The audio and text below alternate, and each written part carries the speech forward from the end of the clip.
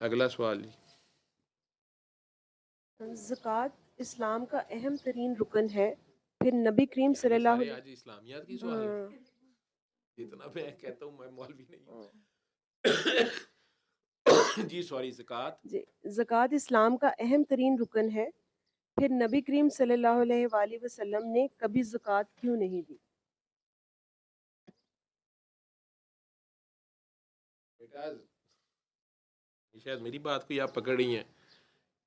हमारा कॉन्सेप्ट आम लोगों का, मेरे जैसे कच्चे पक्के मुसलमानों का ये है कि साल में एक बार ज़कात देनी है और वो 2.5% दे दें। ठीक है, मज़हब में उलमा से आप पूछेंगे ऐसे ही है। कम अज़ कम साल में एक बार आपकी जो सेविंग है, फिर उसमें कि जी कौन कौन देगा, मेरे पास तो अपने मुश्किल से सिर्फ 1 लाख रुपया जोड़ा है मैंने, तो साहिब निसाब उसे कहते हैं। ठीक है, फिर खुम्स था जिसका आपको नहीं पता, अहले तशय्युत उसका ख्याल करते हैं कि सादात पे ज़कात नहीं लगती, ये बात भी आपने सुना होगा।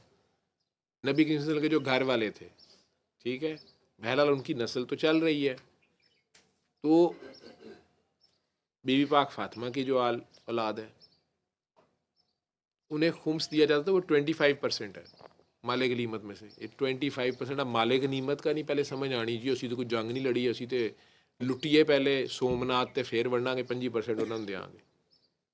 ना तो सोमनाथ फतह हो, ना तो 25% वंडो। तो मैं वो खुम्स और ज़कात में तो नहीं जाता, लेकिन बेटे वो यही है कि साल में कम से कम एक बार 2.5% दे। अब वो दिया भी इस तरीके से जाता है कि अगले बंदे की इज्जत नफ्स मजरू कर देते हैं, या लाइनों में लगवाया होता है, या सुना देंगे, अगला दुखी हो जाता है, या वो कहता है कि नहीं मेरे पे तो नहीं लगती, या मैंने नहीं लेनी, या ज़कात तो नहीं है। ये तो उन लोगों के लिए था जो देना ही नहीं चाहते थे, या उनके लिए मजबूरी थी, वो कहती हमें क्लियर कर दें। बहुत ज़्यादा मुसलमान बाद में जब आते गए सरकार के पता मक्का के बाद भी, और भी ये सही बात तो आपको उलमा बता देंगे, ये मिनिमम है। असल बात इसका हुसन ये समझे, जो आपके सवाल का दूसरा हिस्सा है, इसमें गौर करें कि नबी करीम सल्लल्लाहु अलैहि वसल्लम ने ज़कात क्यों नहीं दी। इस तरह 2.5% नहीं दी उन्होंने, वो सारा साल ही रोज़ ही देते रहते थे। पहले इस बात को समझें कि उन्होंने कभी इतने पैसे जोड़े नहीं थे। आप में से और हम में से कितनों के पैसे बैंकों में पड़े हैं जो किसी काम, हमारी सेविंग्स हैं वो। एक है आपकी ज़रूरत की सेविंग, आपने सोचा है कि मेरा अपना घर नहीं है, मैंने बनाना है, आप कर रहे हैं। मैंने बेटी की शादी करनी है, बेटे की स्कूलिंग के पैसे देने हैं, ये सेविंग्स हैं, आप कर रहे हैं, ये आपकी ज़रूरत है। वो आपने आप नहीं करनी है, वो बच्चों ने कहीं और तो नहीं जाके करना है, जो भी उनकी हेल्प है, जो नाबालिग बच्चे हैं, बालिग होने तक भी माँ बाप उनकी शादियों में भी कंट्रीब्यूट करते हैं, ज़िम्मेदारी निभाते हैं अपनी अपनी सकत के मुताबिक। इवन उन्हें शादी के बाद भी फाइनेंशियली पैरों पे खड़े होने में भी कई बार मदद करते हैं माँ बाप, अपने कारोबार में शामिल कर लेते हैं या कुछ ना कुछ देते हैं। लेकिन ये साल में एक बार ये जो ज़कात है, ये हम जैसों के लिए है जो कुछ भी करने पे तैयार नहीं है, तो उनके लिए लाजिम है कि साल में एक बार तो 2.5% दें। वैसे नबी पाक को मानना है, और वही जो इबादत की ज़्यादतियाँ करते हो जी, मैंने कसम खा ली मैं रोज़े रखी जाऊँगी पीर के, सारी ज़िंदगी पीर के, मैं जी नमाज नहीं छोड़ूंगी, मैं 100 नफल रोज़ पढ़ा करूँगी, ये ऐसे भी लोग मुझे मिले हैं। या नबी करीम सल्लल्लाहु अलैहि वसल्लम की खातिर मैंने रोज़ 10 नफल पढ़ने हैं, या इतने पढ़ने हैं, या अहले बैत के लिए पढ़ने हैं अपना, और फिर बाद में हशर हुआ होता है। लेकिन उनका बैंक बैलेंस पता करो तो बहुत ज़्यादा होता है, जेवर उन पर लदा फंदा होता है, मैचिंग जेवर ज्वेलरी पता नहीं क्या कुछ होता है। फिर रोते हुए आते हैं कि जी वो डाकू आए थे, वो तो 50 तोले, मैं तो कई बार सुन के मेरा सांस ऊपर नीचे रह जाता है जी, वो 50 लाख का तो जेवर था। मैं कहा जी अच्छा, तो वो ले गए हैं। मैं कहा जी आपने लॉकर में क्यों नहीं रखा हुआ था, बैंक में रखा देना था, बैंक वाले ने काम आंदा। कहते नहीं नहीं, बैंक में तो लॉकर में तो है, ये तो एक शादी थी तो उसके लिए लाए हुए थे पहनने पूनने के लिए 2-3 दिन। क्योंकि 2-3 दिन पहनने वाला ये लहदा था, हाँ ये तो आम डॉक्टर साहब घर में पहनने वाला, और वो ये था तो वो इतना था। जे उन्होंने कहो कि तुसी सदका खैरात करो, आप इस तरह करें कि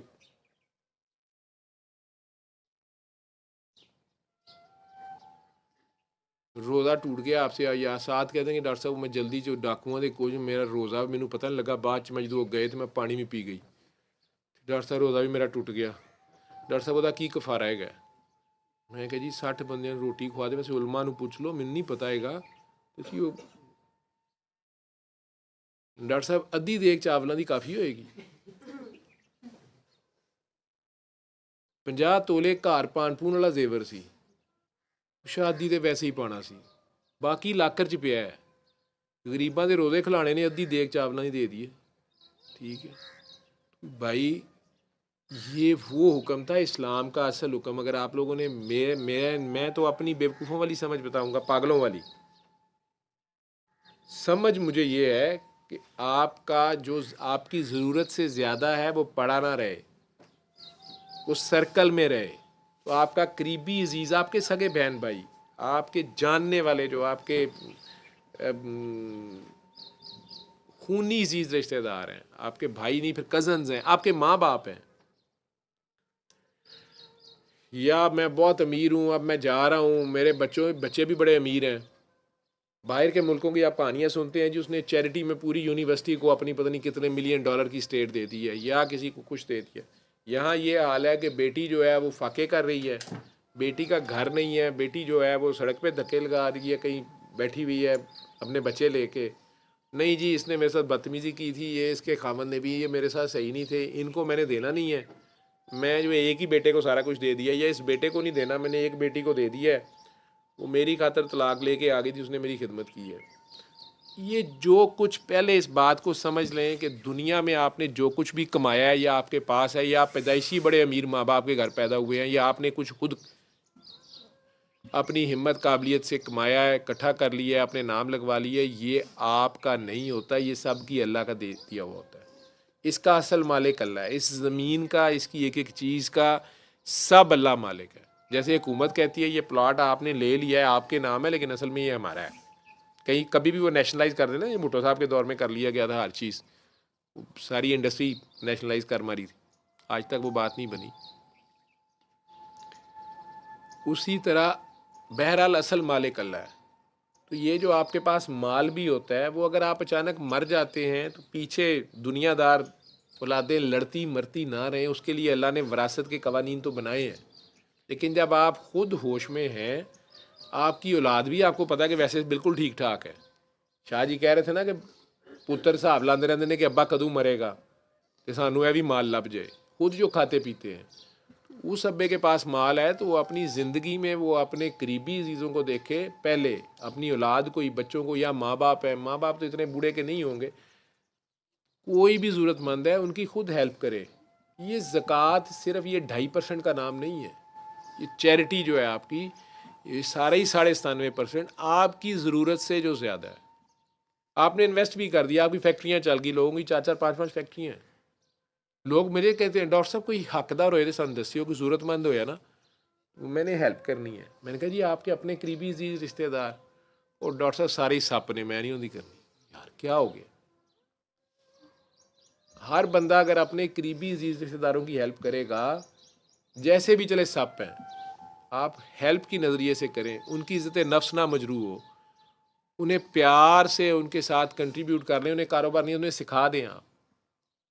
वो कंट्रीब्यूशन असल जो है आपसे ये होगा, मुझे पता है कि कईयों से नहीं होगा, भाग जाएंगे, यही फार्मूले बाद में लगेंगे कि चले साल बाद एक बारी फिर दे देंगे, ठीक है, वो भी सड़क पे खड़े अननोन को जो देंगे उसका बहुत कम सवाब है।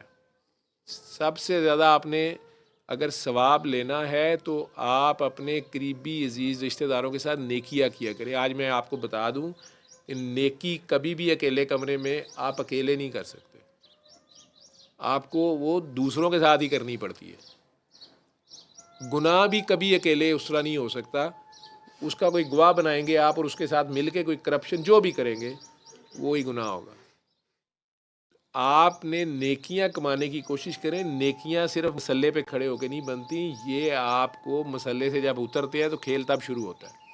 जिस अल्लाह को आप मान रहे होते हैं तो आप माने कि ये माल आपका नहीं है, अल्लाह का दिया हुआ है। अल्लाह ने इसीलिए दिया है कि अपनी ज़रूरत से ज़्यादा है तो किसी ना किसी की आप मदद करें, किसी मज़लूम की, किसी बेवा की, किसी यतीम की, किसी मस्कीन की, किसी करीबी चीज़ रिश्तेदार से शुरू होगा। वो आपके वालदैन, आप बाहर के मुल्कों की खुद स्टोरियाँ सुनाते हैं कि वहाँ बूढ़े माँ बाप का कोई वाली वारस नहीं होता। वो मुल्क जहाँ आप जिनकी आप तारीफ़ें करते हैं तो आप कहते हैं कि माँ बाप उनके 10-10 साल रास्ता देखते रहते हैं, कोई औलाद मिलने ही आ जाएगी।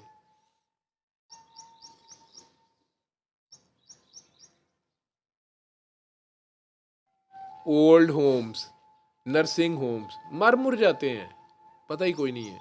नर्सिस की भी नौकरी लगी हुई है, वो सारा कुछ।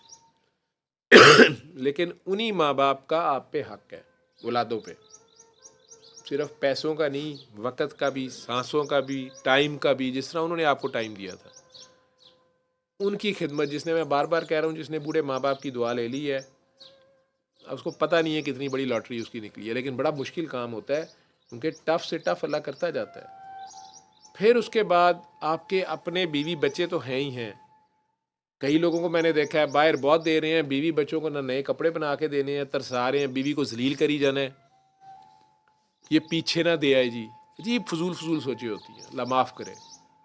वो यार, अगर वो पीछे भी दे आएगी, अगर तुझे अल्लाह ने इतना ज़्यादा दिया हुआ है, तेरा नाम नहीं लगा, वो चल दे आई है, छुप के दे आई है, ज़रूर तूने इनकी इज़्ज़त नफ्स मजरू करनी है, उसको तूने देना है। तेरे और उसके दो कैसे हो गए? बरकत पड़नी तब है। फिर वो बीवी को चाहिए अपने खामन के उसकी माल का गलत इस्तेमाल ना करे, या उसको कॉन्फिडेंस में रखे, उससे बता के कर ले, उससे मिल के कर ले। लेकिन खामन भी ये ख्याल कर ले कि उसको दे के वापस हिसाब ना लेता रहे।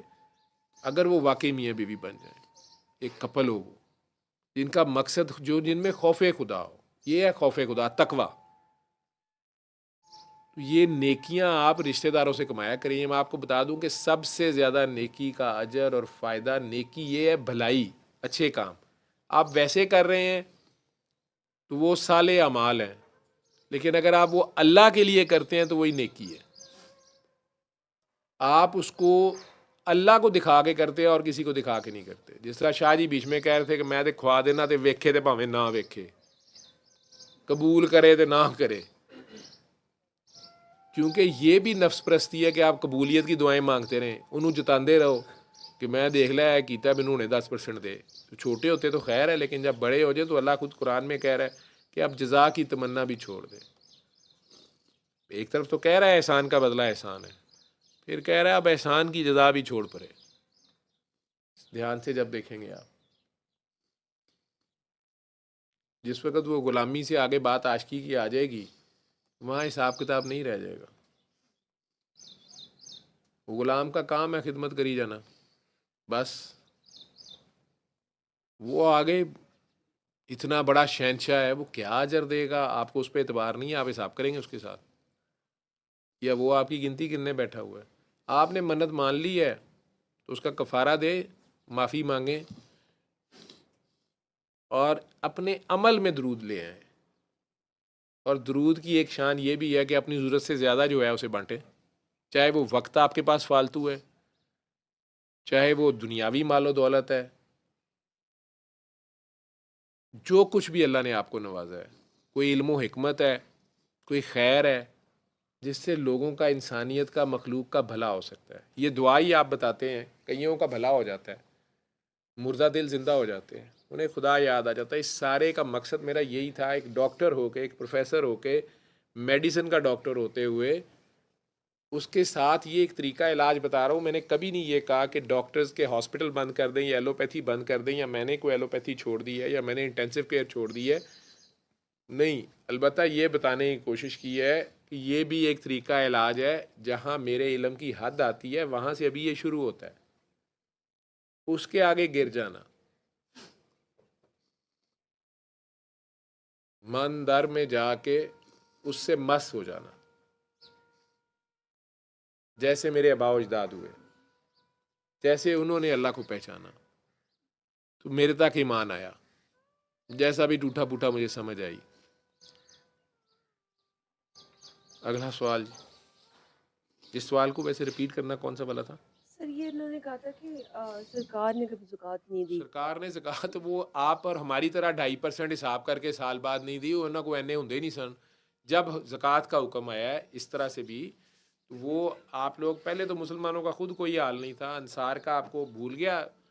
जो बचपन में आपने इस्लामियात में ख़ुव्वत और इसार के चैप्टर पढ़े थे, कि मुहाजिर होके, ये है ना मुहाजरी, वहाँ गए हैं तो मदीना के इंसार जो हैं उन्होंने अपने आधे आधे घर शेयर कर मारे हैं, कारोबार शेयर कर मारे हैं, ऐसा असाइलम दिया है। और फिर भी फाके थे कई जगहों पे सरकार के ज़ुम्मे। वो जो ज़मीन जहाँ मस्जिद बनाई गई हज़रत अब्दुर्रहमान बिन औफ के घर के सामने सरकार ने जहाँ पड़ाव किया, ऊँटनी जहाँ रुकी, उसके बाद जहाँ मस्जिद नबी बनी, वो सारा कुछ हुआ, उसके बाद भी वो आज की क्या शान है उस मस्जिद नबी की।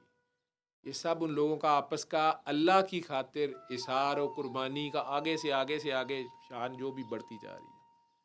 लेकिन स्पिरिट अगर अल्लाह की रहेगी, मकसद बड़ी ऊंची बिल्डिंग बनाना नहीं है, ऊंचा मीनार बनाना नहीं है, अल्लाह के लिए करना है जो कुछ करना है। तो सरकार ने सारा साल ही ज़कात दी है, ठीक है, नमाज कायम रखी है, और जो कुछ उन्होंने किया, सबसे बड़ी ज़कात तो उनका वक़्त है, उनके सांस हैं। अपनी फैमिली के लिए उस तरह टाइम नहीं, 24 घंटे वो इस उम्मत के लिए, और दुआएं और सारा कुछ, ये सारी उन्हीं के सदक़े तो खा रहे हो, उन्हीं के सदक़े तो ज़िंदा हो आज।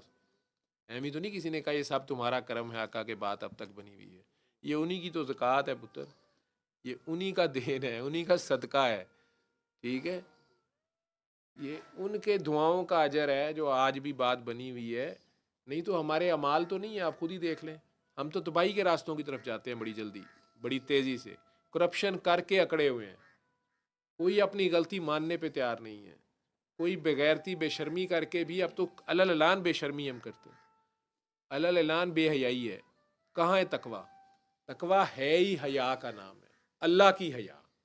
अल्लाह देख रहा है, जो मैं बार बार मिसाल देता हूँ कि हम कहते हैं हम अल्लाह को मानते हैं, लेकिन हम नहीं मानते। हम लाल बत्ती के ऊपर सार्जेंट खड़ा हो या कैमरा लगा हो तो उसको तो मानते हैं, फिर तो रुक जाते हैं। कैमरा देख रहा है, क्या कैमरा ज़्यादा समीओ बसीर है या अल्लाह समीओ बसीर है? जो वीडियो आपके फरिश्ते बना रहे हैं, जो ऑडियो वीडियो रिकॉर्डिंग ये कर रहे हैं, आपको इसकी डर नहीं है? उस अल्लाह के आगे कैसे खड़े होंगे? सही अल्लाह फिर कह रहा है कि ये असल में आखिरत से नहीं डरते हैं, ये आखिरत को मानते ही नहीं है। तो आपका सवाल का बेटा जवाब वो है, सूरह माऊन को सारे गौर किया करें, सूरह माऊन पे गौर करें कि अल्लाह कह रहे हैं कि आओ मैं तुम्हें दिखाऊं, उस बंदे से मिलवाऊं जो आखिरत के मुनकर हैं। कौन कौन से आखिरत के मुनकर? जो यतीम को धक्के देते हैं। यतीम को कब आप धक्के देते हैं? जब समझते इसका बाप नहीं है, इसका कोई वाली वारिस नहीं है, उन्हें ये भूल गया कि वारिस कौन है, अल वारिस कौन है। तो जो यतीम को धक्के देते हैं, मस्कीन को खाना नहीं खिलाते, मुसाफिर को पानी नहीं पिलाते, कैदी, यतीम, बेवा, मस्कीन, मुसाफिर, कैदी, ये सब मजलूम है, नीडीज़ हैं। इनकी जब आप हेल्प नहीं कर रहे, अगर जो आपके पास वो वसाइल हैं या आप वो कर सकते हैं, आप उसके बावजूद नहीं कर रहे तो ये खौफ है। अपनी अपनी रंगललियों में मस्त हैं, अपने हाल में। मेरे घर तो नहीं ना बम फटा, मेरे पे तो नहीं ना अटैक हुआ। तो ये आखिरत के मुनकर हैं कि ये रब के सामने कैसे खड़े होंगे। उन्हें ये परवाह ही नहीं है कि रब के सामने खड़ा होना है। आओ मैं तुम्हें मिलवाऊं उनसे जो आखिरत के मुनकर। ये वो हैं जो यतीम को धक्के देते हैं, मस्कीन को खाना खिलाने की तरगीब भी नहीं देते हैं। तरगीब कैसे देनी होती है? खुद करके दिखाना होता है। आप खुद करेंगे। वो शाहजी तरगीब ही दे रहे हैं, कुत्तों को भी डाली जा रहे हैं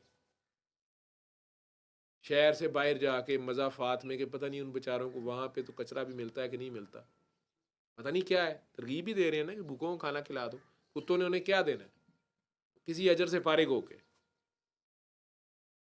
यतीम, बेवा, मस्कीन, मुसाफिर, कैदी, ये सारे मुश्किल टाइम वाले हैं ना, कि मदद नहीं करते, खाना नहीं खिलाते, उल्टा उनको धुतकारते हैं। और ये जो हाथ रोक लेते हैं, अमदाद का हाथ रोक लेते हैं, या रोज़मर्रा, मतलब छोटी सी छोटी, ये अल्लाह ने, कि अपनी नमाजें तो पढ़ते हैं, ये पढ़नी नमाजें जो है, लेकिन अपनी नमाज से गाफिल है। यहाँ ज़कात नहीं, नमाज का लफ्ज़ है, जो नमाजों से भी गाफिल है। एक तो ये है मेरे जैसा कि नमाज ही नहीं पढ़ी, नहीं, ये कह रहे हैं ये मुसल्ले वाले हैं, ये जो नमाजें पढ़ रहे हैं मुसल्लों पे चढ़ चढ़ के, लेकिन अपनी नमाज से गाफिल हैं, रोज़मर्रा इस्तेमाल की चीज़ मांगने पे नहीं दे रहे। ये तर्जमा वैसे लफ्ज़ तो कुछ और है, लेकिन आमतौर पे तर्जमा ये किया गया है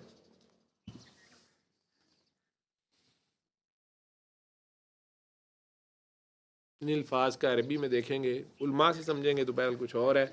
मेरे पे वो परवेज़ साहब की एक वीडियो मैंने देखी, वो कुछ ऐसी बात कर रहे हैं तो मेरे पे परवेज़ी होने का फतवा लग जाए बात वो जो भी कर रहे हैं। उलमा का काम है कि उसको मज़ीद लोगों को रिफ़ाइन करके बताएं कि बात ऐसे है, बात है तो ऐसे ही।